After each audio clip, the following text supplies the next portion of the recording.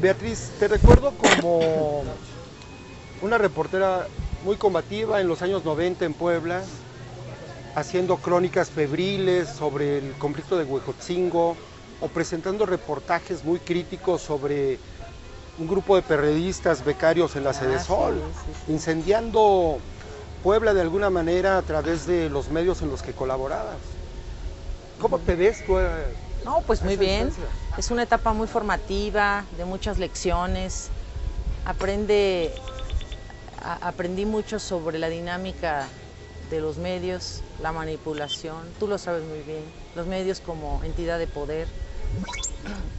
Y en aquel tiempo, como ahora, pues buscábamos la verdad, sea cual sea. El error también, sea cual sea, de parte de quien sea, o sea, no estar vendido. Yo tengo como una honra muy grande no ser etiquetada como una periodista corrupta en aquel tiempo, ¿no? Bueno, trabajaste en medios críticos. Y en medios críticos también. Pues claro, porque tú también decides como reportero a cuánto estás dispuesto a arriesgar. Y a mí me gustaba arriesgar. Nunca difamar porque eso no es lo mío, pero sí con pruebas demostrar tal o cual hecho, ¿no?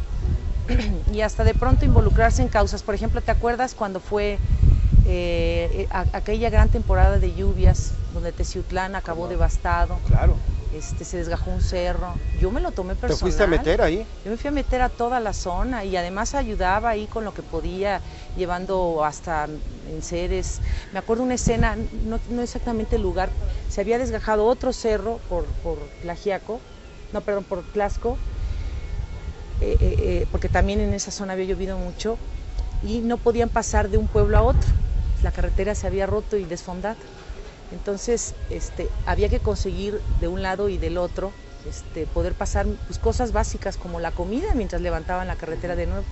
Y en alguna época también me dediqué ahí a juntar algunas pues, alimentos, cobijas y todo, porque también es una cuestión humana, te involucras con una realidad periodística, pero también eres ser humano y estás viendo ahí que esa gente tiene una necesidad concreta ese día o para varios días. Y es un problema que a mí me cimbró mucho porque no era político, no era económico, no era electoral, era una realidad de la naturaleza que había zarandeado a un montón de pobladores, entre ellos muchísimos indígenas, que en Puebla son, tú sabes, muy pobres, las vías de comunicación muy alejadas. Pues me gustó también porque yo reporteaba, pero también conseguí en mis idas y venidas a Puebla pues lo que pudiéramos contribuir para aquellas comunidades y poderlas transportar. Y nunca voy a olvidar que se pasaban los alimentos de un lado a otro en una especie con unas cuerdas, las cubetas llenas de comida regresaban vacías y volvían a irse, y reporteando, pero también ayudando, porque pues no podemos nada más estar parados y decir, bueno, pues aquí está pasando tal cosa, ¿no? Me gustó mucho esa experiencia. ¿Te marcó mucho de alguna manera? Muchísimo, muchísimo, porque el hambre es terrible. Y en aquellos días y semanas que duró la contingencia, el problema, la tragedia, además de los muertos, las historias que escuchábamos eran terribles. Yo pasé como 3 días sin dormir, sin comer, y vaya, lo volvería a hacer 1000 veces, ¿no? Entonces fue una experiencia, a mí en lo personal me marcó mucho, porque es ver cómo la naturaleza, que también tiene su albedrío, hace cosas y el ser humano es vulnerable. E independientemente de la labor de informar, pues hay una realidad humana de dolor, de angustia, de hambre, y eso marca mucho, por supuesto. Como reportera, los políticos poblanos te tenían pánico. No. Recuerdo a uno que otro gobernador siendo inquirido por ti, siendo cuestionado. Pero no creo que tuvieran mucho miedo, más bien eran a lo mejor preguntas que no se atrevían otros periodistas a formular, ¿no? Y pues yo que no tenía compromisos, porque yo nunca cobré chayote, pues no tenía ningún problema en hacerlas, ¿no? Y era muy divertido porque, ¿te acuerdas? Y tú estabas ahí también, cuando nos decían otros colegas, pregunta tú, ¿pero por qué tú no? Pues es que yo no puedo. ¿Te acuerdas, no? Perfectamente. Tu campo natural, Beatriz, es la escritura.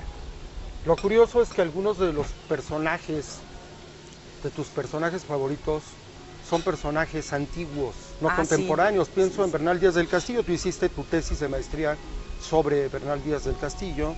Pienso en Giordano Bruno, tienes un libro sobre Giordano Bruno que no has publicado. ¿Por qué irte al pasado, no al presente? Pues también en el presente hay grandes personajes y algunos han muerto recientemente, pero en el pasado me gusta porque a mí me gusta muchísimo la literatura antigua, el pensamiento antiguo. Yo si hubiese estudiado filosofía, sin duda me habría metido a estudiar a los griegos clásicos o a los latinos clásicos. Ese es el germen del pensamiento de Occidente. Y lo ves en el Renacimiento, reflejado como una reedición muy bien hecha, por cierto. Y me gustó mucho desde que empecé a indagar sobre estos autores clásicos griegos y latinos, toda la concepción del mundo, de lo metafísico, hasta de la retórica, por ejemplo, aristotélica, ¿no? Cómo está concebida ahí. Y pues eso te lleva a conectarte con toda una tradición, por ejemplo, en el medioevo de la escolástica, ¿no? Te introduces, como me gusta mucho a mí la retórica también, te introduces con todo el estudio de las artes retóricas desde la antigüedad, y eso te lleva de una cosa a la otra. Y por ejemplo, ilustres figuras del Renacimiento me encantan, no solamente en el plano de la literatura, sino también de la pintura, de la arquitectura. Es una época gloriosa. Y ahí se va uno siguiendo, es como una cadena, ¿no? Una cadena. Ahora voy en el siglo XVII, ya avancé un poco, porque ahora que hago mi tesis doctoral sobre un libro de Quevedo, pues ya avancé un poco en el tiempo. ¿Cuál libro de Quevedo? Un libro que se llama La constancia y paciencia del santo Job. Él intenta ahí hacer un comentario sobre ese libro bíblico y es una cosa fascinante, fascinante. Y me gustan mucho los autores clásicos. ¿Quevedo te gusta mucho? ¿Como poeta y como narrador? Pues yo creo que es el mejor poeta de la lengua castellana. Como narrador también. Este libro no toda su prosa es tan genial como por ejemplo la Cervantina, pero la poesía sí, es una cosa... Amor constante más allá del amor. Uf, no tantos, que si nos dedicáramos aquí a recordar poemas de Quevedo, se acaba la entrevista y nos tiran a locos por ser poetas, ¿no?